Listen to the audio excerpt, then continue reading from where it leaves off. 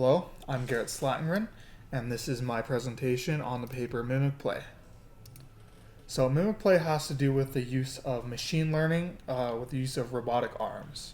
Efficiently teaching robots to perform general-purpose manipulation tasks is a long-standing challenge. Imitation learning, or IL for short, has made considerable strides towards this goal, especially using supervised training using human teleoperated demonstrations. However, it has been confined to only learning short horizon primitives. This is referring to actions such as opening a door or picking up a specific object. If we wanted to increase to more complex tasks, the cost of both time and labor is the biggest barrier to traditional IL methods.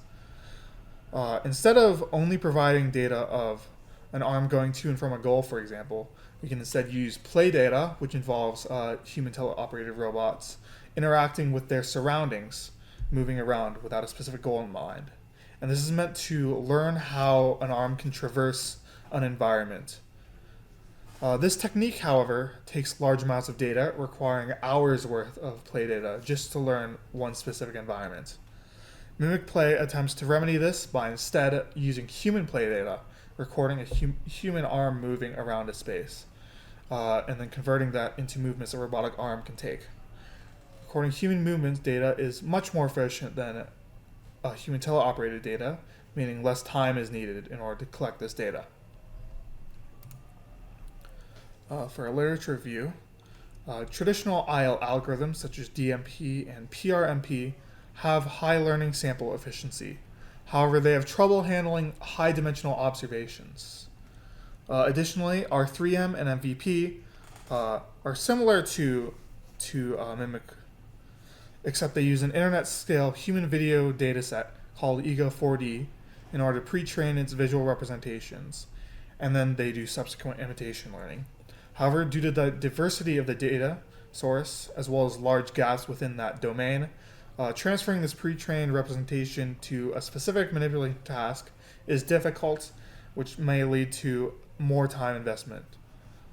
Finally, we have CBET and TacoRL, which both use play data using teleoperated robots strictly.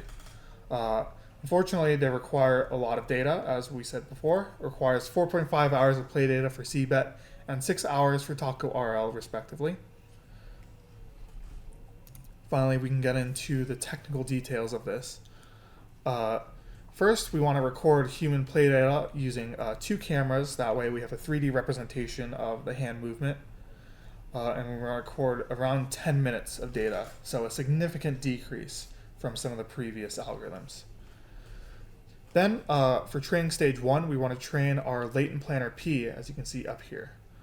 First, we pass our goal image, which is essentially the final state of our scene, as well as the current state.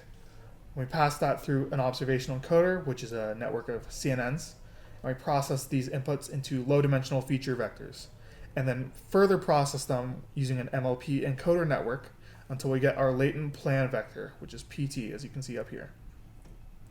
Then we want to decode this using another MLP-based Gaussian mixture model, as you can see here, and we want to get our 3D hand trajectory prediction. And we do that in order to train our latent planner through all that 10 minutes of data. Next, we want a small amount of robotic data. So we actually record a one-shot video of human teleoperated robotic arm data. Record that and send this through the now locked latent planner until we get our plan. And then we want to send this through our robot policy, which is what we are now training. We add this latent plan along with our wrist image, which is the current state of the robotic arm's wrist, as well as some proprietary arm data. And we send this through a 2-layer fully connected network until we finally get our robot action here. Then finally, when we want to use the robot, we will have our goal image up here, as well as our current image. We send this through the locked latent planner, through our locked robotic policy, including all of our wrist image and proprietary data, and then we get our robotic action. Finally, I can discuss the results. Mimic Play resulted in a general 23% increase in success rate overall compared to standard techniques. And additionally, the model is robust against human interference. If you saw in that video, the human interrupted the task, and the robot was still able to recover. And you can see that again here a couple times, I believe. Yep. And the robot's able to react to the state change and correct and rectify that. However, they did find that using a combination of human play data and robotic data is optimal for the most accurate results.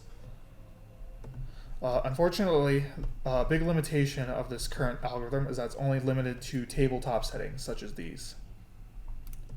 So to conclude, Mimic Play uses human play data and small-scale teleoperated robotic demonstrations to teach a robotic arm to perform challenging long-horizon manipulation tasks. Using cost-effective human play data, the amount of training data needed drops significantly and generally increases the success rate of the task. Thank you.